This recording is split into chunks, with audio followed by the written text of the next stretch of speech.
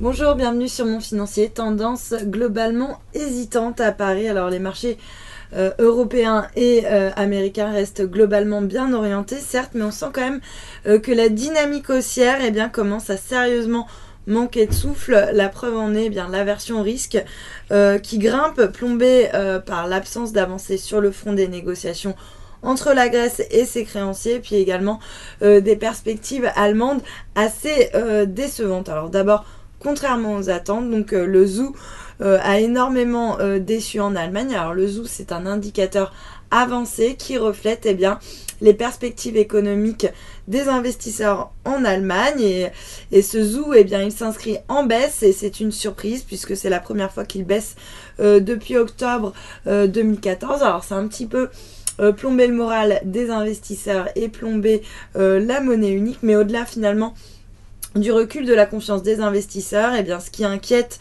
vraiment, c'est l'absence d'avancées majeures sur le front des négociations entre la Grèce et ses créanciers. Alors, faute d'accord de dernière minute, le défaut de paiement pourrait devenir une hypothèse très sérieuse à envisager, puisque le pays pourrait ne pas pouvoir payer à la fois ses fonctionnaires et les retraites à la fin du mois, puisqu'il doit également rembourser une échéance importante du FMI.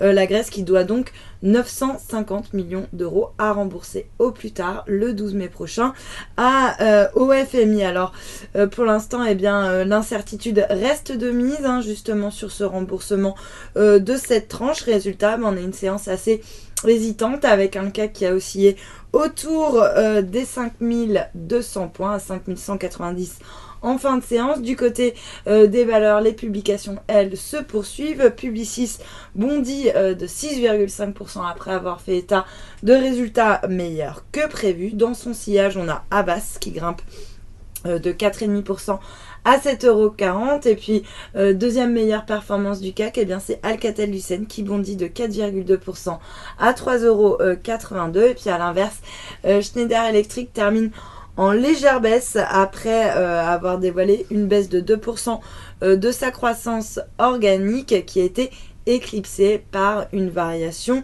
d'échange. Schneider Electric qui a donc profiter de l'envolée du billet vert. Et puis à noter que le secteur automobile continue de se distinguer en hausse, puisqu'on a Renault qui bondit de 4,1%, Peugeot qui s'adjuge 3,3% au-dessus des 17 €, Valeo très bien orienté aussi, plus 2,2%, ou encore sur le SBF 120, Faurecia qui gagne 4,2%. Puis à noter également une belle performance de la part de Téléperformance qui continue donc de reprendre de la hauteur après avoir confirmé ses objectifs annuels à l'occasion de sa publication trimestrielle. Et puis sur le marché d'échange, séance assez volatile du côté de l'euro, la monnaie unique qui remonte progressivement la pente, qui revient même autour de l'équilibre face au dollar après plusieurs incursions sous le seuil des 1,07. À noter que l'euro rebondit également par rapport au yen. Le billet vert, lui,